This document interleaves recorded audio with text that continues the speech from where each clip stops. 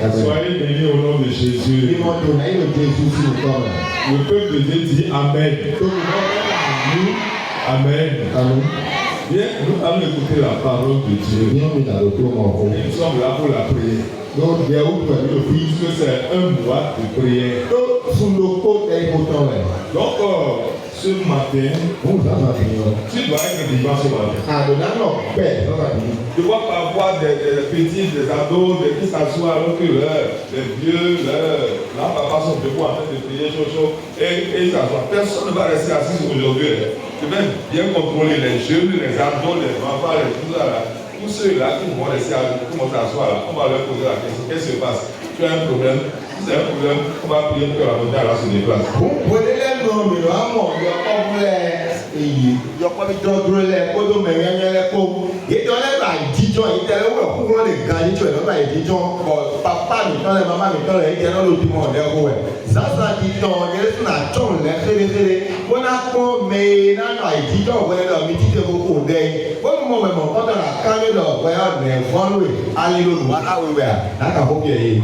Amen. Amen. Amen. Amen. Dis à ton voisin ce matin, ne sois pas froid, sois vivant.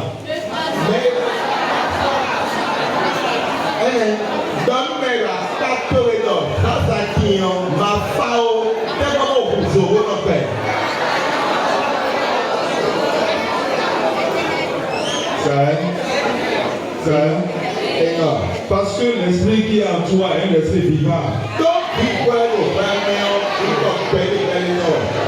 Amen. Maintenant, sur ce, on va se tenir debout et nous allons prier. Chacun ira devant le Seigneur. Et tu m'as dit, Esprit de Dieu, je voulais m'adresser devant toi. Je voulais le regard vers toi. Saint-Esprit, dispose mon cœur. Brise mon cœur. Brise mon cœur, brise mon cœur et brise mon cœur. Qu'il soit sensible au Saint-Esprit. Qu'il soit flexible au Saint-Esprit. Qu'il soit ouvert au Saint-Esprit.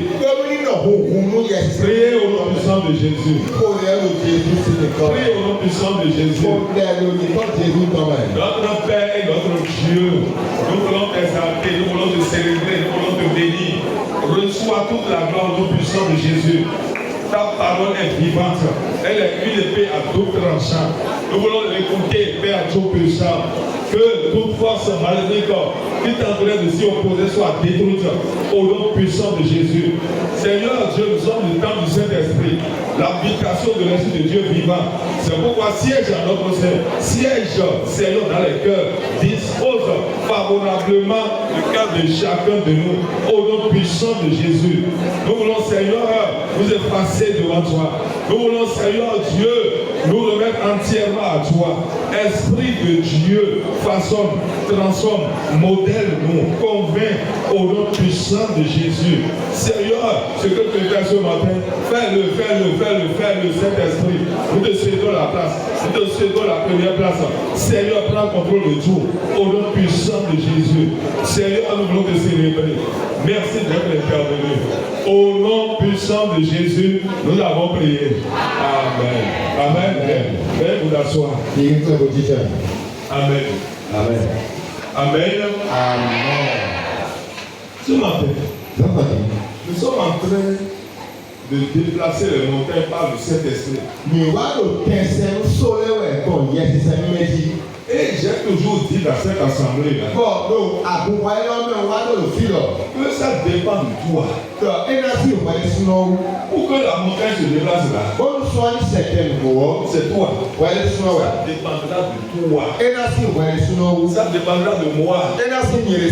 Ça dépendra de chacun de nous. Parce que Dieu, il a déjà tout fait. Jésus a déjà été sur la croix. Mort que nous devons subir, Jésus a subi cette mort. Pour nous donner la vie. Il a tout subi. Par tes maîtres ici, nous sommes guéris.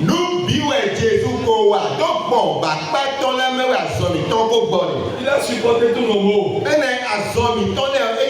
a supporté douleurs. Ou verser mi temps là, il a Et nous rétablis. pour voir mi gẹ̀rẹ́ drado. Nous sommes rétablis, nous sommes guéris déjà. Bon, mi Parce mọ̀. que les péchés, nous sommes guéris. Bon, mi mọ̀ for drado, for ever mi blọ́dọ̀ ma zọ mi tọ́ lẹ́ kó La bọ̀. malédiction qui devait peser sur nous. Nous deux lẹ́yìn àgbàdìpẹ̀ bọ́dá sí kọjí Il a ìlẹ̀. compris Èyí bìbí. pour que nous soyons bénis. Bọ́ọ̀lù mi jẹ́ kí wọ́n dùn náà. Il a compris Èyí bì. pour que nous soyons bénis, bénis et bénis. Bọ́ọ̀lù mi kẹ̀lẹ́ mi ní àmọ̀ dùn náà, bọ́dá lẹ́ mọ̀ dùn náà ló kọ̀ tó fúlá mẹ́. Amen. Amen. La pauvreté, la misère que nous devons subir, Ó yà òhẹ́ mi gẹ̀lẹ́ mi náà ló jíjọ pẹ́wẹ́ ọ. les blocages que nous devons subir dans notre vie, Àyè ìgbọ́n tẹ́mẹ́tẹ́mẹ́ èmi náà ló pípẹ́ rà ní le ìlú blocage lọ́wọ́. que nous devons subir dans notre vie. Ló bẹ́ẹ̀ sáà mi tọ́ mi àyè ìgbọ́n nú èmi lò lànà mọ́ ni. Jésus a tout pris déjà. Jésù kò lè bì sí. On est sur la croix, il a tout pris. Èyí bì fún ìyàwó jí lọ́kẹ̀ bí. Il s'est fait pauvre. Efele wuzu Il wà s'est mamọ̀nà. fait pauvre. Efele wuzu wà mamọ̀nà. Pauvreté extrême, il a tout supporté. Òhẹ́ máa gbókọ̀ òyìnbá kólókóló Jésù yìí bìdó èdè. Que tu sois riche, Olùwẹ̀ ní wúlú pour dọ̀kúnọ̀. que je sois riche. Olùwẹ̀ wúlú dọ̀kúnọ̀. Amen. Amen. Maintenant, qu'est-ce que Dieu attend de chacun de nous? Diyan ẹ̀ńtẹ̀rẹ̀ máa ká ló ké pọ́n sí ìdókòwò mi tọ́ lẹ́gbẹ̀ẹ́ ìwé. C'est notre cœur. Àyíká mi tọ́. C'est notre cœur. Àyíká mi tọ́ ẹ̀. C'est le cœur de chacun de nous. Àyíká ìdókòwò mi tọ́ lẹ́tọ̀. C'est le cœur de chacun de nous. Àyíká ìdókòwò mi tọ́ lẹ́tọ̀. Donc voilà, c'est notre cœur. Tàgbà wẹ́yẹ́ àyíká mi tọ́. C'est ça, c'est le cœur de chacun. Àyíká ìdókòwò mi tọ́ lẹ́tọ̀ àmọ́ òdòdó. Je vais démontrer ça tout à l'heure. Nyande fẹlẹ sisan ti mọ mi na mọ. Il attend ça pour ouvrir les écrits des cieux. Àyíká mi tó ní èlò ké pọ́npọ́n náà kù sẹ́fẹ̀lẹ́ tó ń sí fẹlẹ́ sẹ́lẹ̀ nù mí. Pour envoyer des grâces. Ó ní sẹ́fẹ̀lẹ́ lẹ́jọ́. Lui, quand il ouvre les cieux, Lọ́nù máa wẹ̀ yá kù sẹ́fẹ̀lẹ́ tó ń sí kọ́lẹ́ ọ. qui peut fermer? Mẹ nàwẹ́ yín mẹ ọ. Quand Dieu ouvre les cieux, qui peut fermer? Nù máa wọ̀ kù sẹ́fẹ̀lẹ́ tó ń lù fún ọ. Quand il reçoit ses grâces, qui peut bloquer? Qui peut Nù fermer? ẹ sẹ́fẹ̀lẹ́ tó lẹ́jọ́ mẹ Sur ọ. la terre, il n'y en a pas. Báyìí kú máa ṣe Sur la ọ̀gá terre, lè il n'y yà. en a pas. Báyìí kú máa ṣe Dans ọ̀gá lè les yà. cieux, il n'y en aura pas. Dọ̀jọ́ ọmọ ọ̀gá lè Il yà. n'y en a pas. Ẹ lè yà. Alors, qu'est-ce qui se passe aujourd'hui? Diyan ẹ jẹ́ ká ti jẹ ọ̀rẹ́ gbé. C'est le cœur, c'est ton cœur. Àyíká tó rẹ̀. C'est le cœur. Àyíká lẹ́rẹ̀. C'est ton cœur. Àyíká sẹ́wẹ̀. Et c'est le cœur. Àyíká tó ewé ẹ̀wẹ̀ sọ́gbọ̀n lẹ́kùn òṣìṣẹ́. C'est pourquoi ce matin, Ẹ̀wẹ̀ sọ̀tọ̀ máa gbé wọn. je vais parler de l'ouverture des écrits des cieux. Ndí wọn lọ kókó ẹ̀yìn hùsẹ́wọ́ tó wọ́n sì hùhùn lẹ́wọ́. L'ouverture des écrits des cieux. Ẹ̀yìn flẹ́sẹ̀ sẹ́wọ́ tó wọ́n tán sí hùhùn lẹ́wọ́ ẹ̀ náà lọ kódó. Nous allons en parler. Ìná lọ kódó. Esprit de Dieu, Ìgbà wọn ò tán yìí. nous effaçons encore une fois devant toi. Ilẹ̀ súsù mi nílò lórúkọ tó yẹ. Utilise ma bouche. Sánú tè. Saint-Esprit, Gẹ̀sẹ̀mẹ́. je me consacre à toi. Njó yẹrẹ Je tó wẹ̀. m'abandonne à toi. Njó yẹrẹ Je tó me wẹ̀. dispose à toi. Nzẹ́ yẹrẹ tó Fais yẹ ton wẹ̀. œuvre. Wà á sọ tó yẹ. J'ai besoin de toi. N'òkú tó tó yẹ. Ton peuple a besoin de toi. N'òkú tó lókú tó tó Chaque yẹ. peuple a besoin de N'òkú toi. tó mi tán lókú tó tó yẹ. Ce que tu veux arranger dans notre vie. Ìwé àjọ̀dá lórí bẹ́ẹ̀ sábì tọ́ máa. Maintenant, je veux pour nous. Olóòtú ọ̀dọ́ ló jẹ́ sí Ce kọ́ que tu bẹ̀. veux corriger, corrige au nom Ìwé de àjọ̀dá Jésus. lórí ló jẹ́ sí kọ́ bẹ̀. Façonne ton peuple. Façonne chacun de nous. Fọ́tò kùndò ìdíradó. Au nom puissant de Jésus, nous avons Ló prié. ṣe é sí kọ́ wà nípò rẹ̀ rè. Amen. Les écluses des cieux. Fẹlẹ́sẹ̀ sẹ́kó tó mẹ́tọ́ rẹ̀. Les écluses des cieux. Fẹlẹ́sẹ̀ sẹ́kó tó mẹ́tọ́ rẹ̀. Dieu, lui, soit les écluses sont fermées, soit les écluses sont ouvertes. C'est l'un ou l'autre. Ló máa gbọ́. Fẹlẹ́sẹ̀ sẹ́kó tó mẹ́tọ́ rẹ̀ ẹ̀ náà ló súsú àbí ẹ̀ náà ló kúkú. Vous avez une porte. Hein? Toute maison a des portes. Nous avons des portes aussi. Ah, tant pourtant, c'est ça, la porte là. Soit elle est ouverte, soit elle est fermée. C'est l'un ou l'autre. Il n'y a pas un intermédiaire. Non. Soit la porte est fermée, soit elle est ouverte. Wéwé mi wá ló hàn nukwele lómi ìfẹ́kwẹ́lẹ́ bìkúyọ ẹnu ló hàn lónu mìsí àgùnmítán lọ́jọ́ ẹnu hàn ń kwẹ́lẹ́ bìkúyọ bóyá hàn lẹ́ ìnáwó huhun àbí ìnáwó súsù ló kó ẹnu yìí òwe lẹ́nu. Dieu aussi a sa porte. Máa gbé sínú ló hàn tán lẹ́. Dieu aussi a son magasin. Máa lọ édó kọ ẹ̀mẹ̀ iná bẹ́ àgbàtọ̀ lẹ́dọ̀ yìí. Un magasin céleste, magasin d'abondance, magasin d'opulence, magasin de richesse, magasin où il y a tout. Fọ̀dà ó ẹ̀mẹ̀ ètò náà tẹ̀mẹ̀tẹ̀mẹ̀ lẹ́dẹ̀ fọ́dà wẹ́mẹ̀ ló ti dọ́ọ̀nù etí kúndó ẹ̀nà ló lẹ́ bí pé ọ́ máa wò ó. Comme situation ici. Nous dọ́ọ̀nì nínú mẹ́tẹ́mẹ́tẹ́mẹ́ lẹ́dọ̀ fi dọ̀ wọn. Tout ce que nous traversons comme situation. Nous bɛ gbɔdzi wɛ mi de mi nínú mɛ asikɔ lɛ dọ̀ wọn. Les problèmes, les douleurs. Tagbalẹ̀ ò Il y fẹ́. a besoin de solutions. Edo kúndó lọ mi ní mọ̀ sínálẹ̀ o. Dieu a toutes les solutions là. Máa gbọ́dọ̀ sí tán òdàn. Là, c'est à cette disposition. Il a toutes les solutions. Les solutions. C'est là. Si nous tagbalẹ̀ bi sẹ́sẹ́ ọ̀sìn lẹ́ bi kúrẹ́ lọ magasin máa tán mẹ́ lọ dán. Tu as besoin de l'argent. Àdókòwé sì kúndó wẹ̀ à. Et l'argent appartient à Dieu. Àpẹ́pọ̀ sì ká kan kó ọ. Tu as besoin du matériel.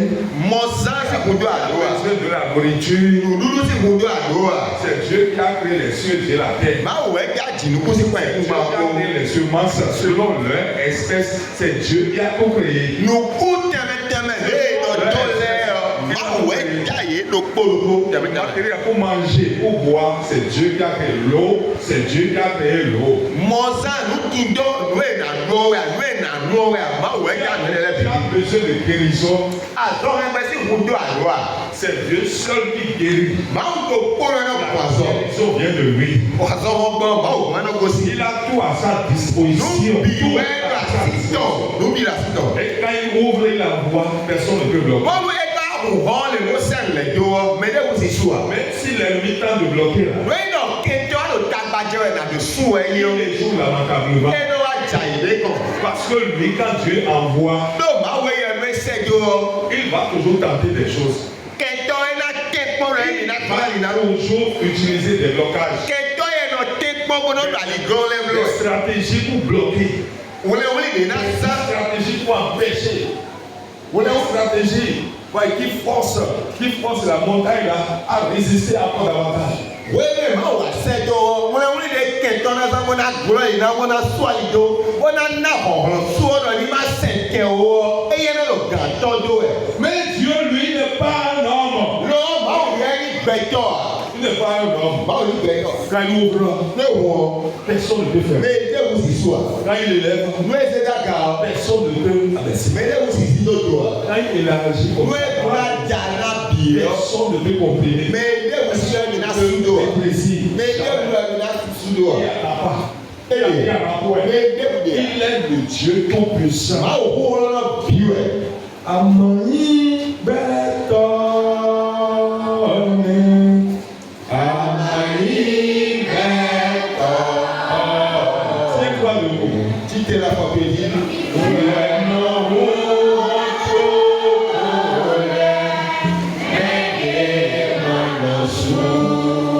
Àmọ́ yín gbẹ̀dọ̀.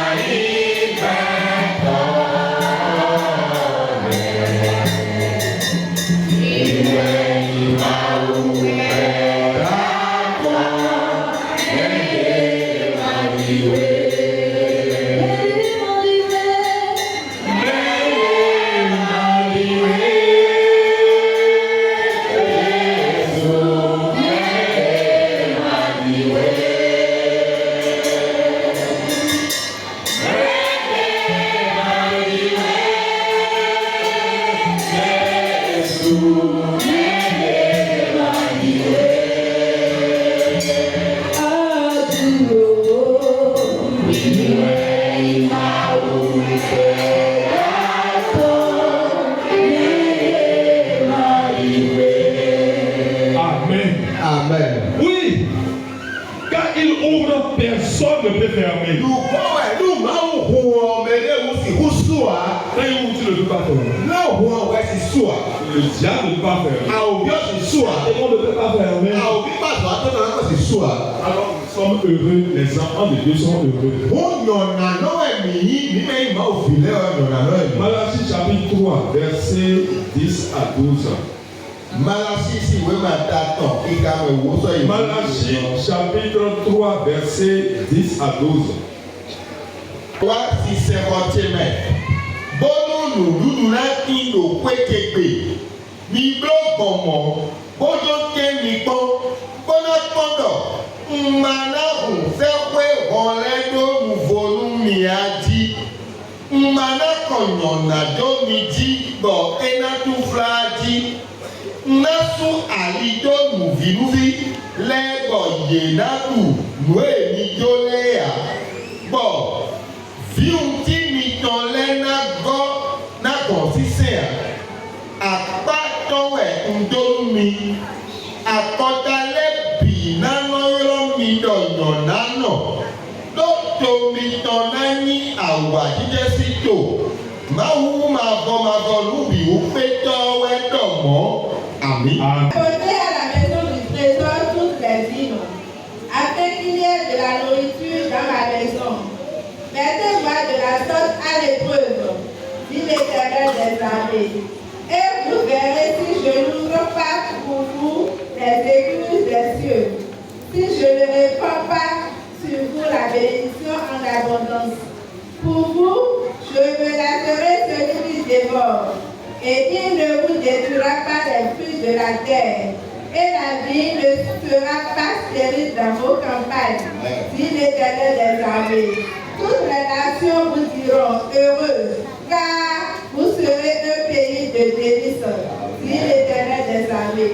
On va parler de Dieu ce matin. Nous avons photo mado dans la On va parler de Dieu. Et mado qu'on a dans les On années. va faire de Dieu ce matin. Et mado qu'on a bien dans la terre. Mais c'est une vérité très importante. Que le peuple de Dieu doit comprendre. À travers ce passage-là, les écluses des cieux, elle est ouverte, soit elle est fermée. La volonté de Dieu, la volonté de Dieu pour le peuple de Dieu, c'est que ces écluses-là restent toujours ouvertes.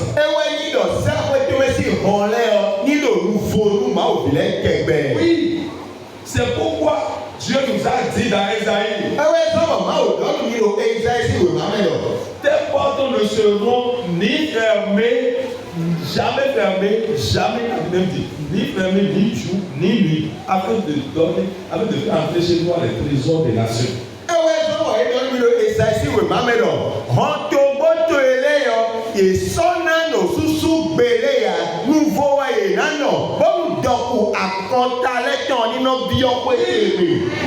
Oui, tes portes ne seront fermées ni jour ni nuit, afin de laisser entrer chez toi les trésors des nations.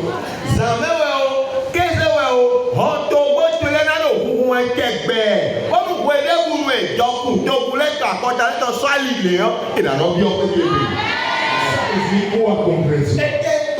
veut dire que lorsque les portes du ciel sont ouvertes, alors il va de soi que tes portes soient toujours ouvertes. Lorsque les portes du ciel sont sur toi, lorsque les écluses des cieux s'ouvrent sur toi, alors tes portes ne seront jamais fermées.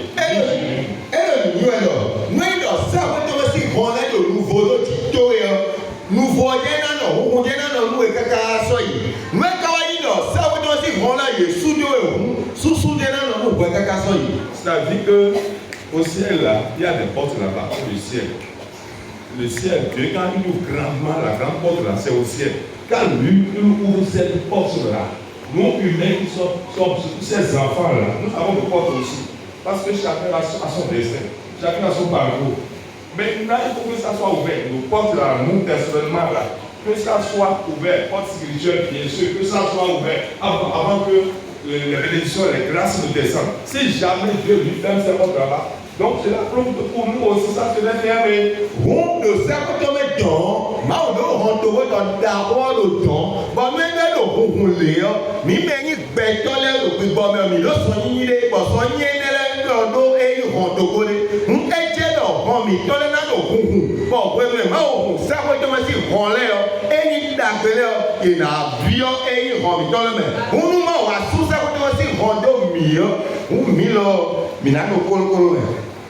Est-ce qu'ils sont ceux-là qui veulent que les portes, les écluses des cieux soient toujours ouvertes? Balancez les mains, je vais voir. Mais balancez les mains, je vais voir. Qui sont ceux qui veulent, bon, baisser les mains, qui sont ceux qui veulent que les écoles des cieux ne soient toujours fermées. On va lever ça. Mais d'abord, ça va te dire qu'on l'a dit de sous-souder, mais il faut pas le dire. Mais il doit dire là, d'accord. Il y a une main. Ok, nous n'avons personne. C'est normal. Même à Manabia, même à Manaïgoua, même à Namontona, même à Monterrabia, même à Monfer Maoto. Tout le monde fait ça. Nous sommes nos chrétiens. Maintenant, c'est nos chrétiens. Nous sommes en train de dire que Dieu est bon. Dieu bénit. Dieu là, c'est lui qui élève. Ainsi, il fait ça. Et on ne voit rien de concret pratiquement. Ça laisse quoi? Il faut blanchir son concret. Est-ce que Dieu ne nous aime pas? Il veut notre bien véritablement. Pourquoi on dit que c'est lui qui bénit et on sera dans ces conditions-là? Pourquoi les portes seront fermées, bloquées comme ça?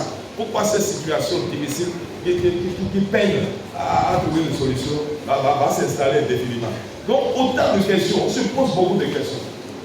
Mais biwe no ba dagbe mais le bu no ba nu yanya bon me ma o file o mi no ma o do ho to wele na ku do mi ji ma o do ho mi ton do na no we ba do na no mi na yi bo mi no le le do e bo e ka no mo le de ku ba no che do pe ga mi ton me bi o ma wo e do dagbe mi ton ba we a che ma wo yanya mi ton ba we ka dia e o. Est-ce que si c'est comme ça, sixième condition, si c'est comme ça, est-ce que Dieu veut notre bonheur? Mais non, les cas de moi, mais les cas de dagbe, où est l'homme, les cas de mon c'est nous-mêmes, c'est toi-même, c'est moi-même. Il y a des choses que nous faisons. Et ces choses-là font résister cette montagne. Bon, nous, nous donnons de puissance, nous donnons de force au monde des ténèbres, à l'ennemi de bloquer. Il est là, il bloque les choses, il fait. Et nous, on refuse de céder. On nous refuse de céder notre cœur au Saint-Esprit. On refuse, on est là. Mais on fait semblant de faire ça, mais c'est là. Et ces choses sont bloquées. Mais le cœur n'est pas lâché pour Dieu. Comment vous voulez que la montagne là se déplace? Nous, nous sommes les noms,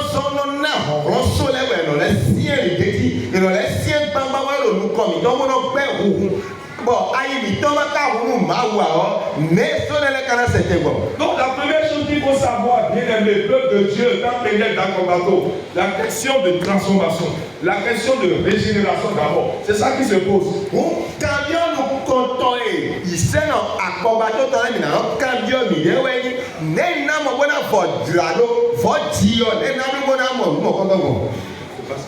Le Tabado est grillon, le Wayne était, il Alihamilton, c'est Dion, et bon John, ils vous ont bon, mais là, joie et travail, c'est simplement. On a maillot de Dieu, vous allez voir, quelqu'un qui dit, qui fait des examens dans la foi, qu'il est assez, qu'il est ceci, il y a toujours une partie de son cœur qui est bloquée, qui est fermée là. Il sert certaines parties, mais l'autre doit. C'est là le problème. Et la montagne refuse de céder. La montagne dit non, je ne veux pas céder parce que les forces de ballon trouver des forces. Parce que ça va donner des forces.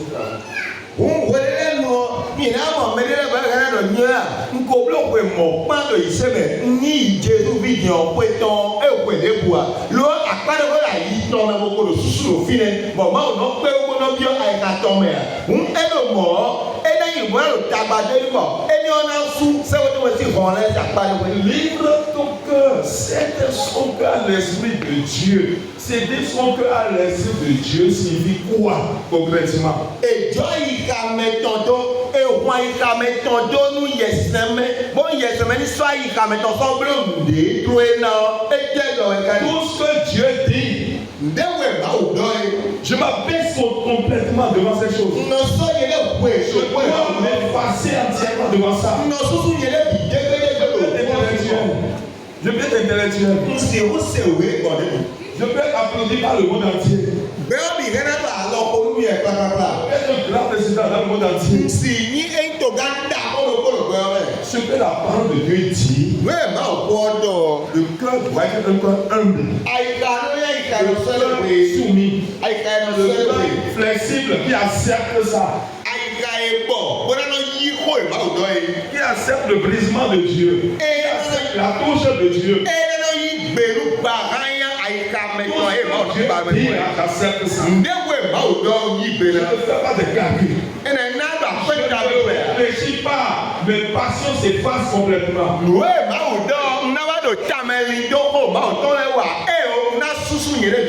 Mes passions s'effacent entièrement. Mon moi s'efface. Mon moi est crucifié. Mon moi est brisé.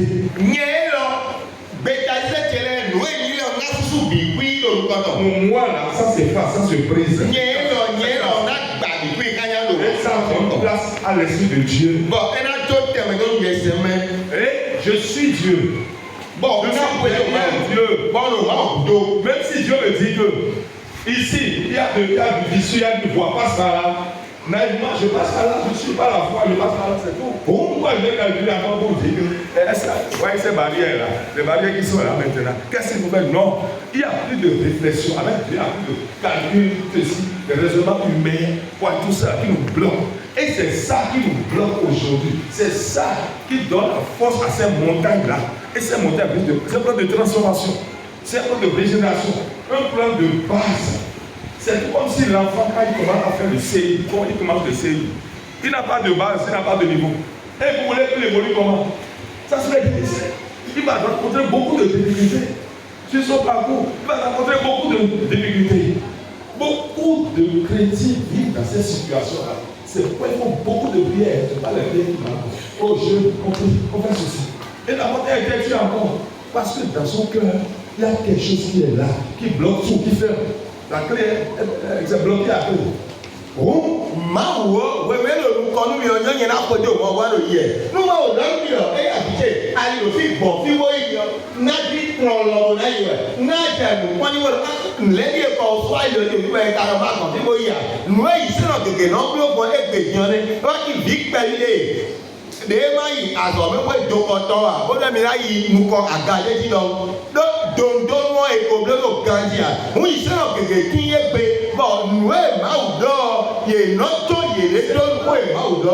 Problème de base, un problème de sous-bassement, un problème de fondation. Bien assis, est-ce que tu moi, est-ce que tu es bien assis sur cette fondation-là?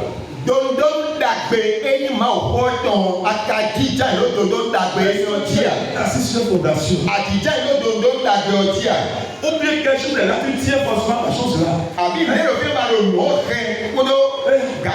C'est comme ça d'intérêt. Tu as tout accroché à la chose. Et ça rejette ta passion. Ouais, ça rejette ta manière de voir. Ça rejette ta manière d'agir. C'est pourquoi tu as saisi sur la banque et tu le dis de lâcher pour le Saint-Esprit.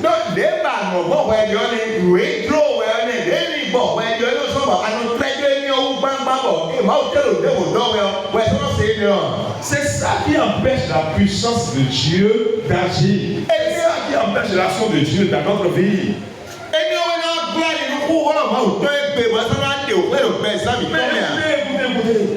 La Bible c'est une formalité. C'est des théories qu'on va dresser sur vous pensez. Celui qui pense à la vie, il se leurre, c'est une illusion. La Bible ce n'est pas une formalité. C'est le Saint-Esprit qui dirige.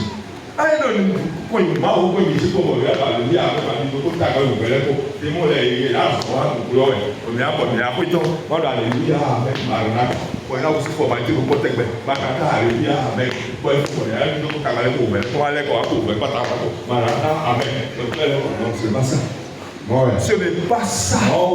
Il faut que la puissance de Dieu descende dans ton cœur d'abord. Oui.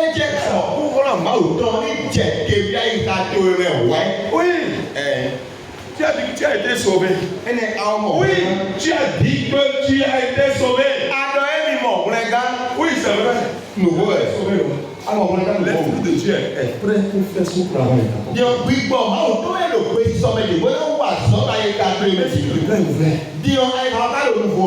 de Dieu veut faire. Il veut faire le trouver plat et venir encore. Il ne trouve pas place sur le véhicule. Tu lui fais pourquoi il vient, il recule.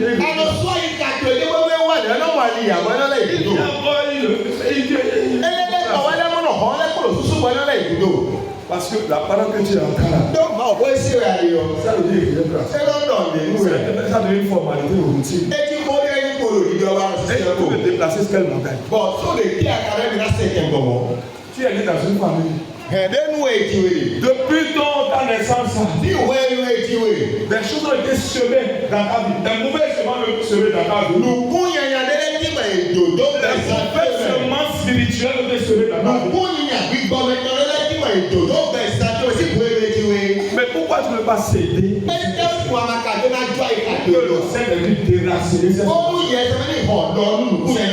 Il va déraciner ces semences-là. Il faut qu'il nous place d'abord.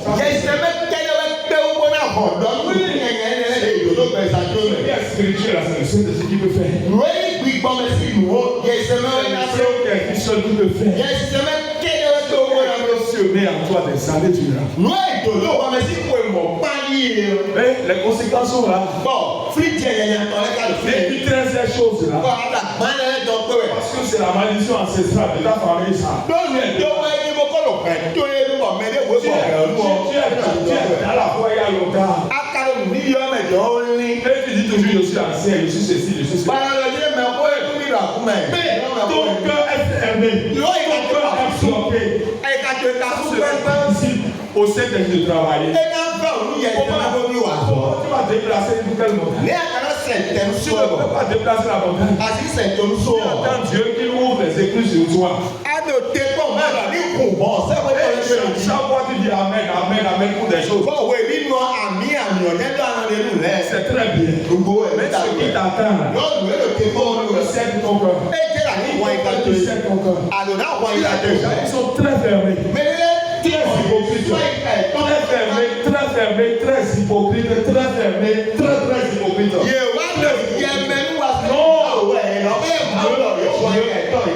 Il veut ton ouverture. L'ouverture du Saint-Esprit. L'ouverture du Saint-Esprit. C'est ça là d'abord. Lorsque le cœur est ouvert, l'Esprit de Dieu fait son entrée. L'Esprit de Dieu siège en toi. Et qu'est-ce que Jésus dit? Jésus dit qu'il va souper avec toi. Et tu vas souper aussi avec lui. Mais là, tes prières que tu vas adresser à Dieu, que le feu descende et détruise Satan. Que cette montagne-là se déplace. C'est la prière que tu vas faire. C'est une prière efficace. Tu seras tout feu, tout flamme. Tout flamme. Tu seras barricadé par le feu du ciel. Les chevaux de feu vont t'entourer. Les chats de feu, les chevaux de feu vont t'entourer. Il est Dieu. Il est Dieu. Quand il dit le faire, il va ouvrir les portes du ciel. Et quand il ouvre là, les démons ne peuvent pas fermer. Si les démons ferment, il y a quelque chose qui ne va pas.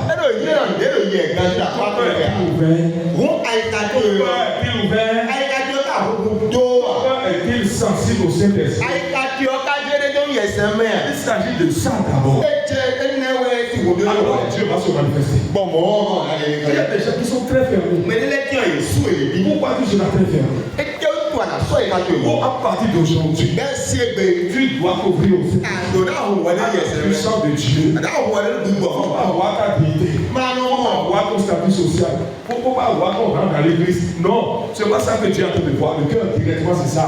Que tu sois pasteur, que tu sois apôtre, que tu sois évangéliste, que tu sois un saint fidèle, que tu sois venu aujourd'hui nouvellement, c'est le cœur que Dieu a vu de vouloir. Au cœur, là, tu dois céder ça d'abord, entièrement.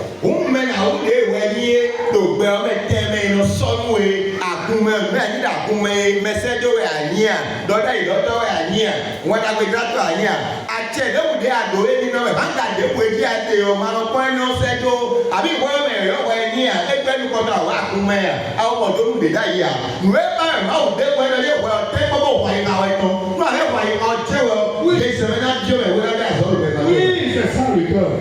Le cœur est le cœur. Israël avait une situation difficile. Parce que les écluses des cieux là ont été hermétiquement fermées. Parce que vous pensez que Dieu va fermer les portes du ciel à ses enfants, à Israël. Bon, mais il y a des cas là. Maou, d'autres, ton meilleur, et là, sous ça, quand on s'y rend, il vit, Israël vient de y avoir son moment. Le peuple élu, le peuple racheté, le peuple mis à part.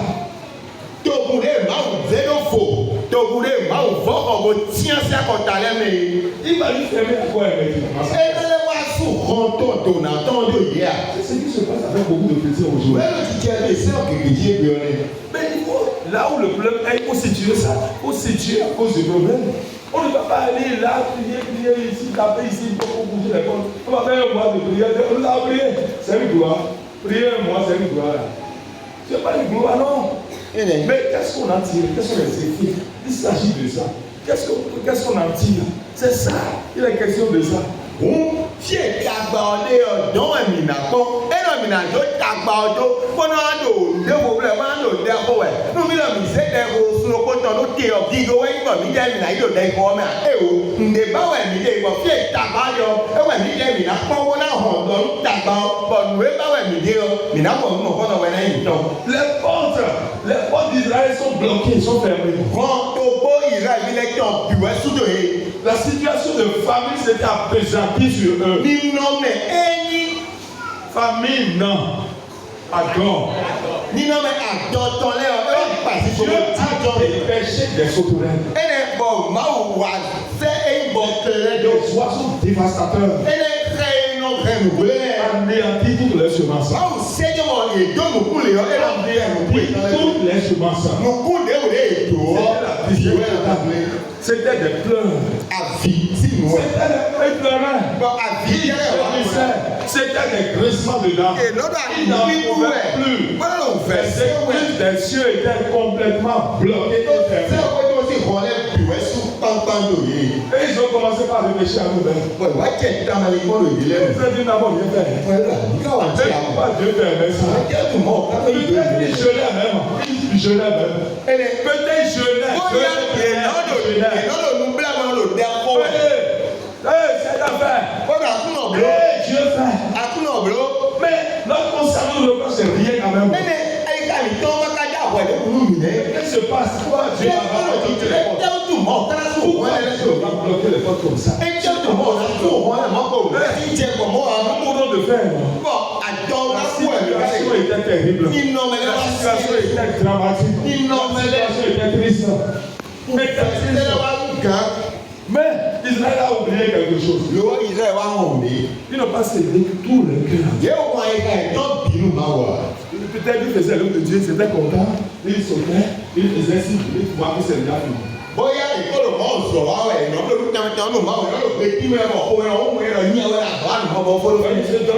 Ils se battaient, ils avaient du zèle. On les passait du zèle pour Dieu là, ils avaient.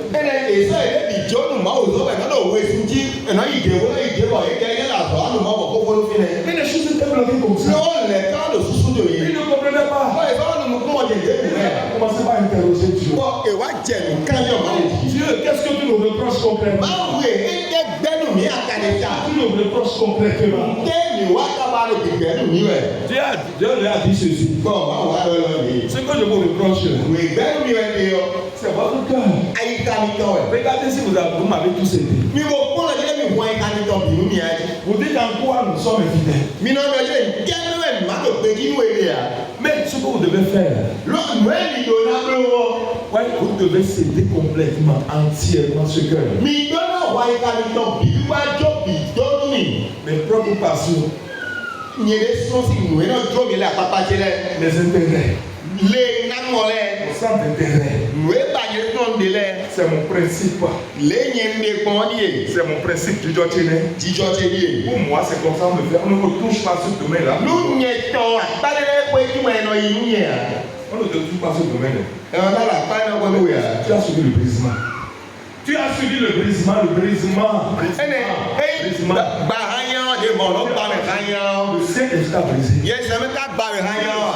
brisé. toucher ce domaine. Oui. Dieu a dit, vous, Israël, votre problème c'est l'avarice. Non, le problème là c'est l'avarice. Le problème qui fait que vous souffrez là c'est l'avarice. Ce que vous devez donner pour que mon œuvre avance là, vous avez fermé vos entrailles. Ça, votre souffrance. Vous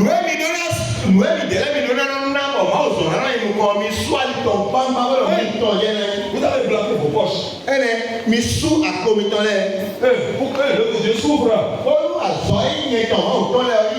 Vous savez, il y a des gens qui sont comme ça.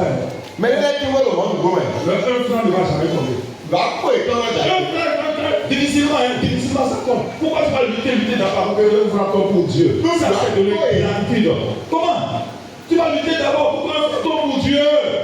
Pour qu'un franc sorte de ta poche là, c'est une lutte, c'est un combat. On dit juste avec un franc. On garde dans les êtres.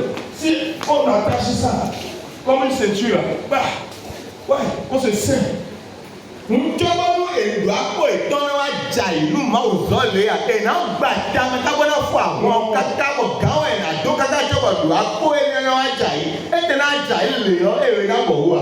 quand ils ont besoin de quelque chose là, comment on va faire pour eux? Il faut qu'on les soutienne. Il faut qu'on les assiste. Il faut qu'on notre fou. Allez les assiste. Tout le monde va faire obligatoire. Ça c'est quel esprit ça? Ça c'est quel esprit ça? Ce n'est pas l'esprit de Dieu ça. Ça ce n'est pas le Saint-Esprit. C'est ce que Israël a fait. Ils ont tout bloqué. Ils ont tout bloqué. Ils ont bloqué leur cœur. Mais dans d'autres domaines, il faut des choses. Il faut des choses pour Dieu. Dans d'autres domaines. Sur ce point-là. Sur le point sorti pour Dieu. Et ça a donné force à Satan maintenant. Oui, ça doit lui donner force. C'est pas spirituellement, tu le vois. Ce qui se passe. On donne force à l'ennemi comme ça.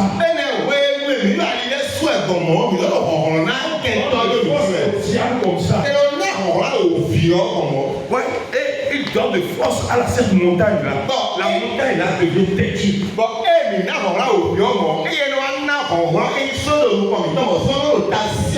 montagne refuse de bouger.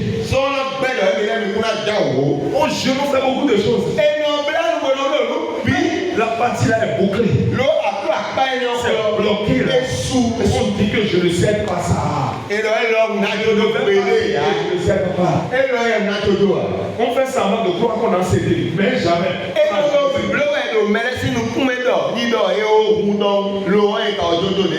On va lire ce que Dieu a dit. Réalisez-moi le verset 11. Allez-y à la fourmi, rapidement. C'est-toi.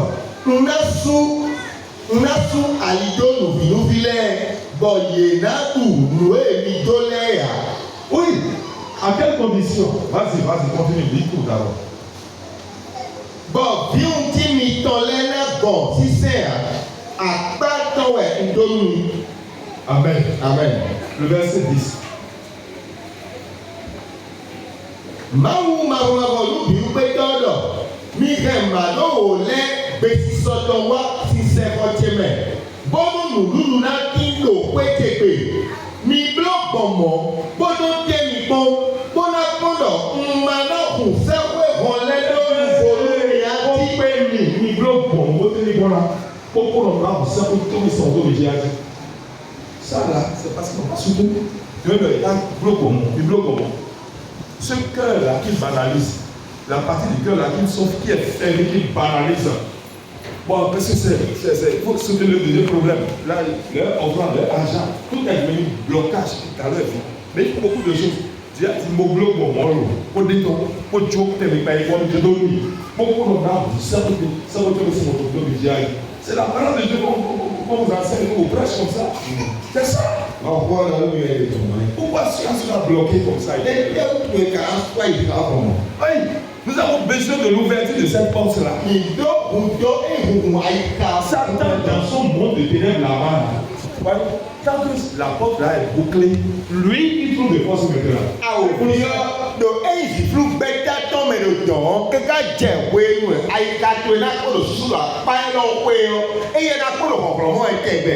Il envoie ses agents. Maintenant, c'est là où commence à travailler. Pour t'environner des situations difficiles. De myriades de situations difficiles. Et les gens vont voir que le Dieu qu'ils adorent là, c'est quoi? Alors que c'est toi-même. Bon, mais là, question de leur Dieu. C'est toi-même. Père, le Seigneur t'aime. Le Seigneur t'aime. Il veut changer la dogme. Il veut changer la dogme. Cette situation-là. Comment est-ce que ton cœur s'ouvre maintenant? Ce matin, nous voulons prier. Pour que tous les cœurs s'ouvrent au Saint-Esprit. Dans tous les domaines. Tu dois être cédé à Dieu. Tu ne dois rien garder. Les sorciers commencent par trouver de force pour agir. Quelque chose qui n'est pas encore fait. Nous irons devant le Seigneur. Tu vas dire, Seigneur, brise-moi entièrement. Brise-moi totalement. Oh, je me passe entièrement devant toi. Jacob a combattu avec l'ange. Si tu ne me brises là, je ne vais pas te lâcher. Si tu ne me changes là, je ne vais pas te laisser. Tu iras devant Dieu. Et tu vas dire, Seigneur, casse, brise, façonne ce qui est là. Ce qui empêche mon cœur de souffrir. La montagne qui est dressée devant moi. Et qui empêche la montagne d'être aplanée. Tu as détruit ça. Tu as l'autorité.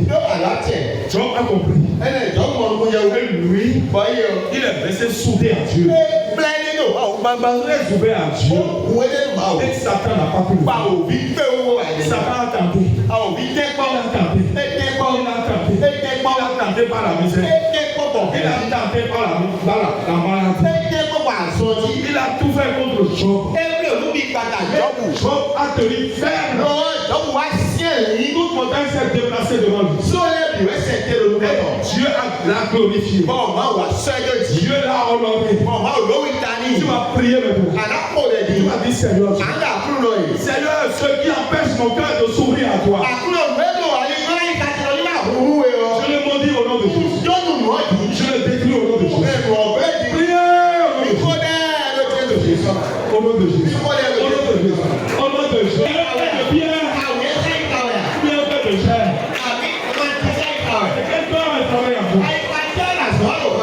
Seigneur Dieu, mon cœur sensible, mon cœur sensible à toi, ouvert au Saint-Esprit, entièrement mon cœur, je peux le donne, je peux le livre, prends-le, entièrement, mon cœur ce que tu veux, ce que tu veux faire.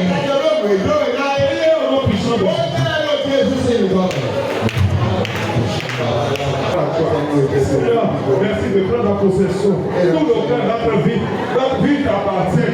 Tu prends en possession tous les domaines de notre vie. Au nom puissant de Jésus, reçois toute la gloire. Au nom de Jésus. Au nom de Jésus. Amen. Assez maintenant. Assez maintenant. Tu donnes trop de force aux sorciers. Tu donnes trop de force aux magiciens. Devrait contre toi. Trouver d'issue dans ta vie. Tu vas fermer cette issue maintenant.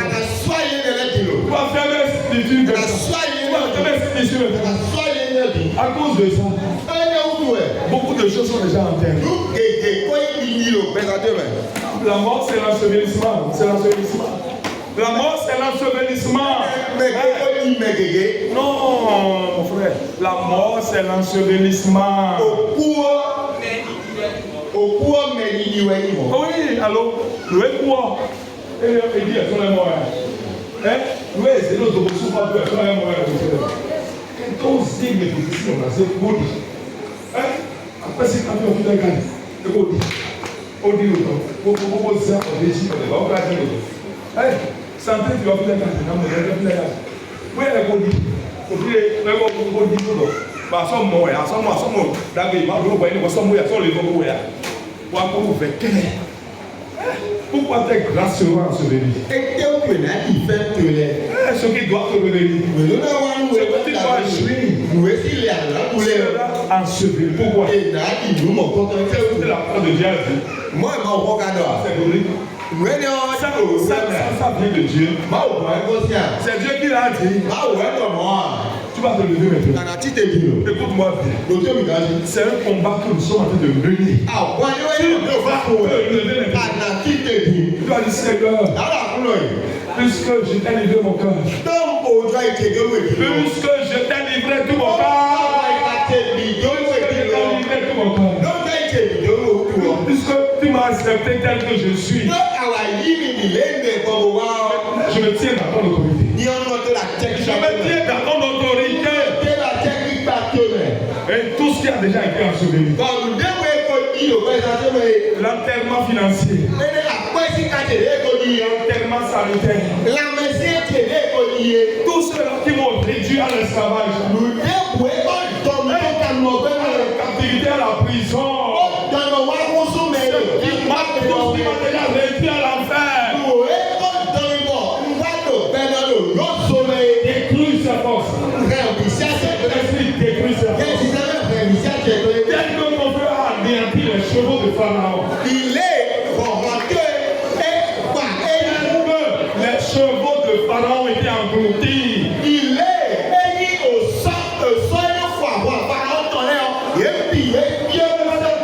Qui sa tête soit engloutie. Peut-être mon Dieu déjà enterré mes grâces. Relâche tout au nom de Jésus.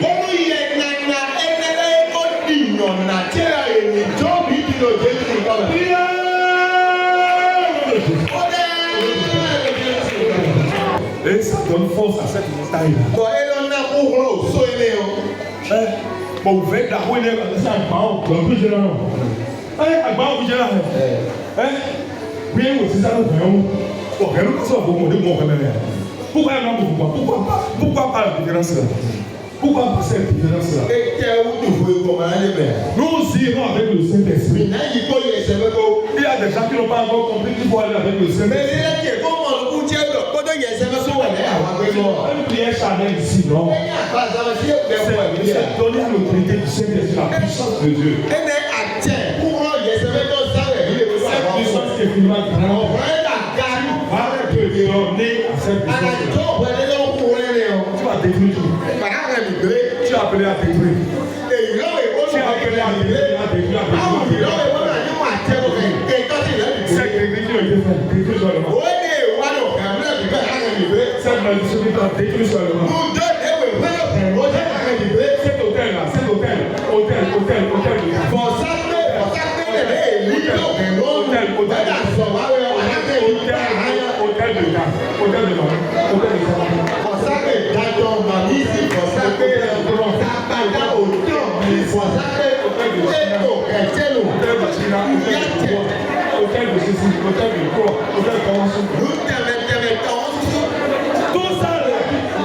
Tout ça qui pèse sur soi. Qui te influence ta vie négative. Et qui force cette montagne à résister. Cette maladie refuse de partir. Cette misère refuse de partir. Tu vas l'envoyer.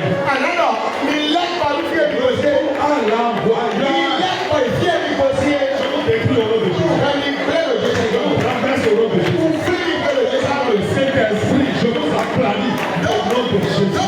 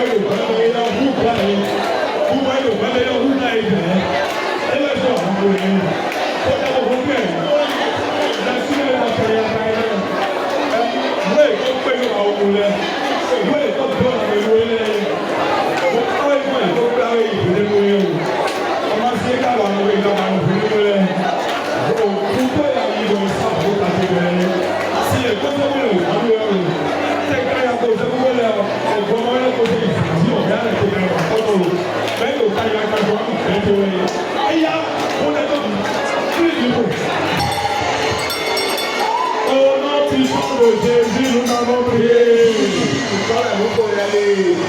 Les modèles de Jésus t'aime. Amen. Il y a des gens qui sont fatigués déjà. Vous êtes fatigué un peu. Vous êtes fatigué, non? Si vous n'êtes pas fatigué, bougez les mains, je vais voir. Alléluia. Vous êtes mort, vous êtes invincible. Vous êtes invincible. Aïe, ça peut le peuple m'a pas plu. Je vais dire quoi là? Voici, je n'ai pas de quoi quand même. Il faut laisser ma force. Je dis que vous êtes fort. Vous êtes invincible. Alléluia. Vous êtes d'accord. Alors que vous êtes d'accord. C'est un peu en direction du ciel. Dieu est content de toi. Il est très content de toi. Il a ses places à son esprit saint.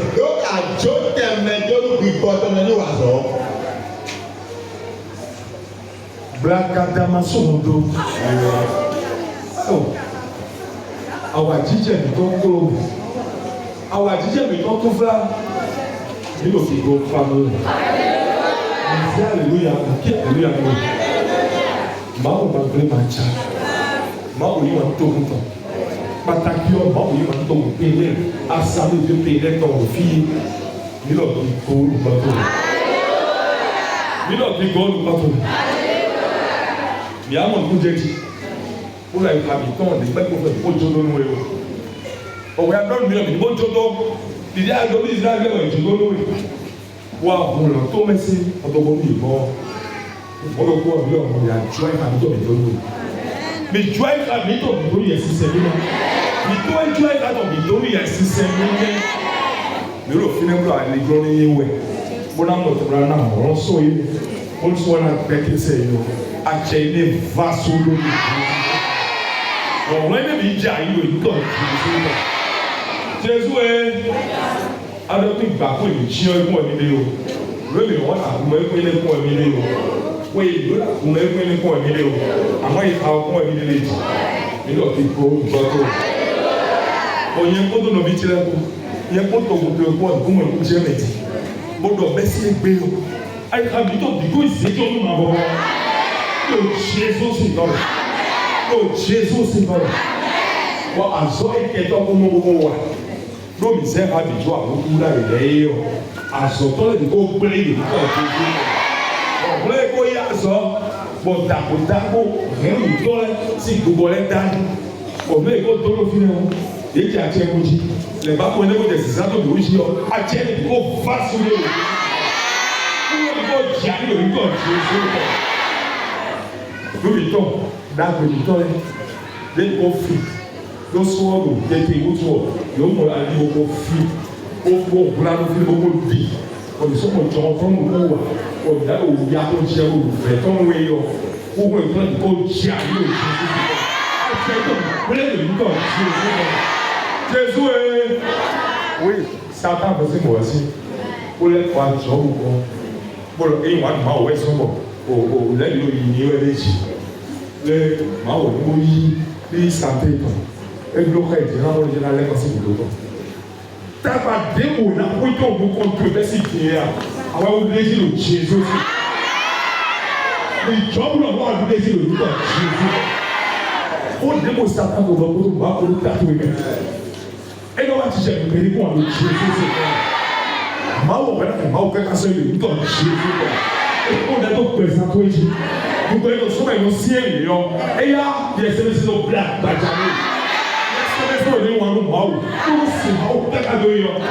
Jésus c'est nos black, Jésus. Et toi, il y a un aidé. Quoi, les gens ici, mais toi, il y a un aidé. Voilà, on a peu au tout. Mais toi, il y a un aidé. Voilà, on a fait sur l'eau. À tienne, vous voulez au face sur l'eau. Vous avez un peu de tatouage. Et il y a mieux le confiant ici. Oh, là où bien, papa est toi. Aïe, comment tu es là? C'est comme les gars qui jaillent au Jésus. À garde, mais John, mais là. Mieux le confiant à tienne. Frère, quoi? Comment est le frère, quoi? À àṣetọ́lẹ̀ ti flẹ́gbẹ̀ lórí ìjà rí ìbásódó lórúkọ Jésù Kristi náà bẹ́ẹ̀ sì di ọ ndé gbàgbọ́ ẹ̀sán tó ẹ̀jì bọ̀dọ̀ wáyé lọ́dà ni o wọ́n dúró àdé kúrò àná lè kúrò àná lè kúrò àná lè kúrò àná lè kúrò àná lè kúrò kò Jésù sì kọ́ kò Jésù sì kọ́ kò Jésù sì kọ́ gbogbo ẹ̀rọ ọba lè kúrò àrẹ fún ẹ̀ka lè ọ̀wọ́ lè di jà wọ́n lè fi wò kó sábẹ́ sáàtì lè fi wò tó sábẹ́ sáàtì lè pé wò gbogbo ọ̀tọ́ sún sáàtì lè fà sódò gbogbo ọ̀tá sáàtì lè fà sódò sábàtà sáàtì lè fà sódò òtítọ́ sáàtì lè fà sódò tó sáàtì lè fà sódò gbogbo ẹ̀rọ sọ̀rọ̀ ẹ̀tọ́ ìwé wọ́n yóò wọ́n lè fún gbé wọ́ àlẹ́ wọ́n fa mí ọ̀rẹ́ ó fọ́ ẹ̀ àjẹ́ tó pé ìròyìn ìyàwó bí yorùbá tó gbèsè pé ìgbòho tó jẹ kẹlẹ gbèsè pé òṣìṣẹ́ àbá tó jẹ kẹlẹ gbèsè pé ìgbòho àbá tó jẹ kẹlẹ gbèsè pé ẹjẹ kẹlẹ wà pé ẹjẹ kẹlẹ wà pé ẹjẹ kẹlẹ wà pé o Jésù sì lọ o Jésù sì lọ o Jésù sì lọ wọ́n sì àwọn olùdókòwò ẹ̀yìn nígbà kíkó orí nǹkan bọ̀ o Jésù sì lọ àbí kò lè dé.